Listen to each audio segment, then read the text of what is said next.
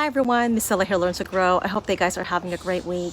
So today we're going to go over garden chores to do in August. And I'm sure some of you or most of you already know all these things that we need to get done this month, but this is just a friendly reminder. So we're going to walk around the garden and take a look to see what we can harvest, do some seed saving and some plant maintenance. And I hope that you guys find this video helpful. And also stay tuned. This Saturday, I'll be announcing the 20 winners from the giveaway of the perennial merit tree colored seeds. All right guys, let's get some work done, and I hope that you guys enjoyed this video. And if you did, please give it a thumbs up and share it with your family and friends. And thank you so much for joining me. Happy gardening. The first one is seed saving, and I encourage you guys to save seeds from your garden as much as possible. And also the plants that have grown in your climate and have gone to seed are actually adapted or have adapted to your climate and can actually be healthier and less susceptible to pests and diseases, and also can be more productive. This is cilantro, and I already took some of the stems, and for now I'm going to just bag them up in paper bags until I can get to them. And if you have any pruners, that's probably easier, but these are dry so they break easily.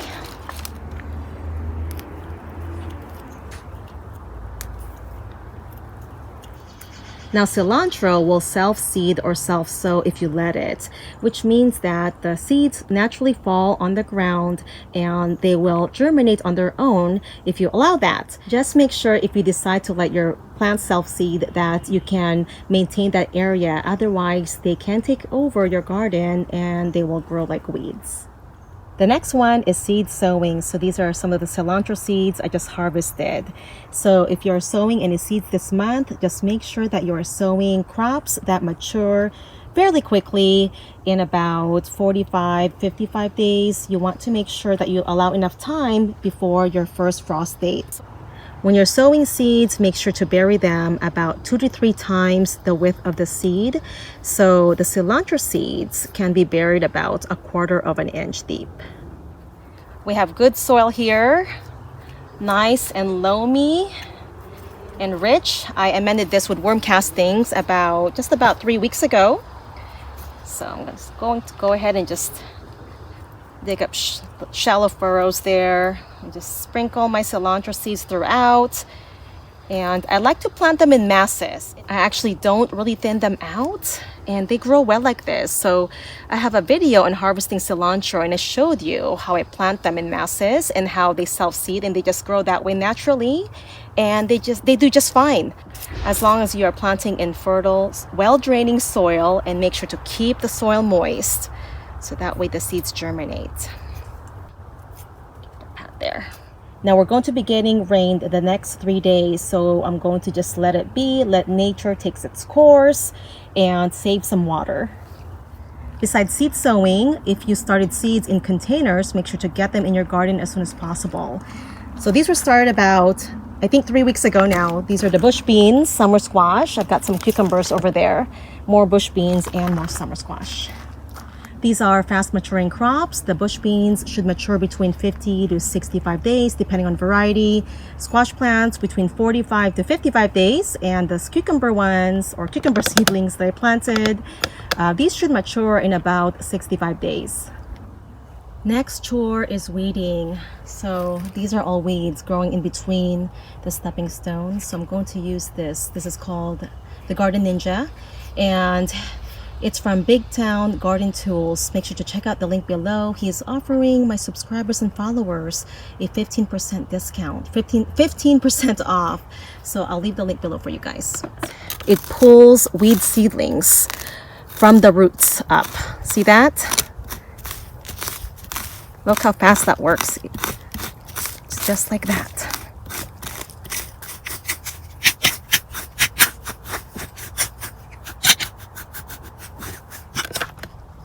That looks much better than that one over there. Next chore is keep mulching your plants. You can use wood chips, dry grass clippings, straw, hay, dry leaves. Mulching will help prevent moisture evaporation so you won't have to water as often. So I put about I believe 2 inches of wood chips in this tomato pot. We got the cucumber plants mulched as well. In fact, the whole garden is actually mulched with wood chips, and you can acquire some free wood chips from chipdrop.org. I'll place the website below. It might not be available in all areas, but I would check with your local extension office. They might offer something like that.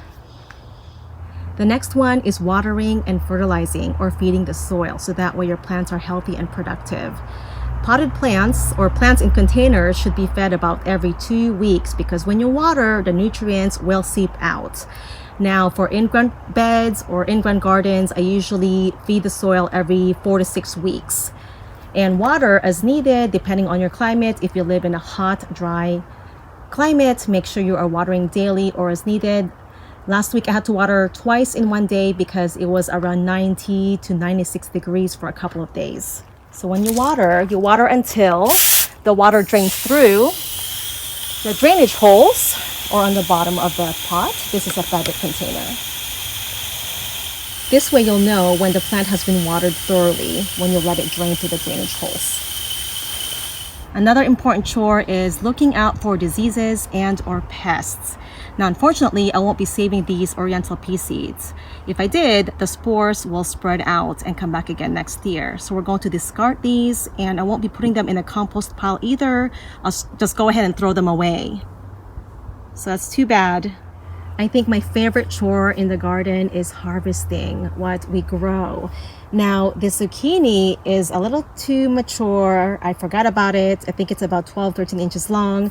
It's best to harvest them when they're about 6 to 8 inches long. Frequent harvesting will encourage your plant to grow more fruit. If you let them mature, they'll stop producing and will focus on seed production instead. So there are a few female flowers with the embryonic fruit, so it's still going to produce for us. So let's go ahead and harvest this one. So when I harvest, I usually just twist it off,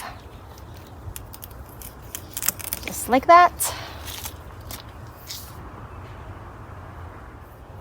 We're going to also harvest some kale. We're going to make a pasta dish tonight with some kale, zucchini, and some tomatoes. So when you harvest your kale, we usually harvest from the bottom.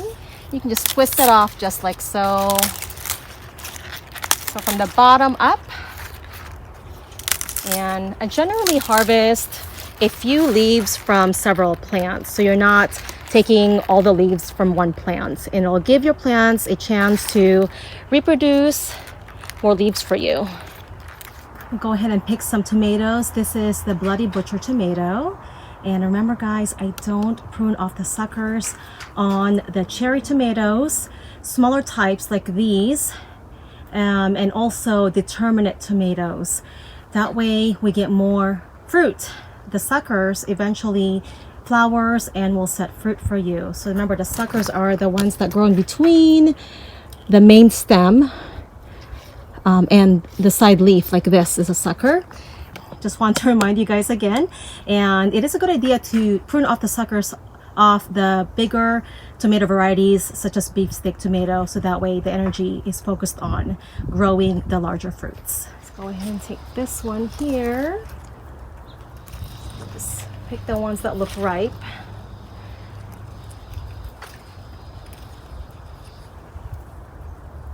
Smells so good. Wow. Another great thing about growing your own food is the aroma of fresh picked produce. Beautiful. Here's our harvest, and also want to show you guys these purple potted beans. First time growing them. I got the seeds from seedsnow.com, and you guys can use my code LearnToGrow15 and you can save 15% off your seed purchase. And also want to share these Korean cucumber. So these were the seedlings that my auntie gave me back in May, I believe, and it's called Korean cucumber. It is the best tasting cucumber I've ever had. Crispy, juicy, and sweeter than most cucumbers. And they generally have some yellowing on the skin, just like that. But it doesn't mean that they are too mature. So this is still good. In fact, they grow up to, I believe, 12 inches long. So just want to share that with you guys. If you've never grown it before, I'm going to be saving the seeds from this. Another thing to do this month is don't forget to preserve your harvest. Drying some herbs, dehydrating some produce, canning and or freezing. So I hope that you guys enjoy this video, find it helpful, and let me know what you're harvesting from your garden this month or this week. Thank you so much for joining me again, everyone. Have a wonderful day.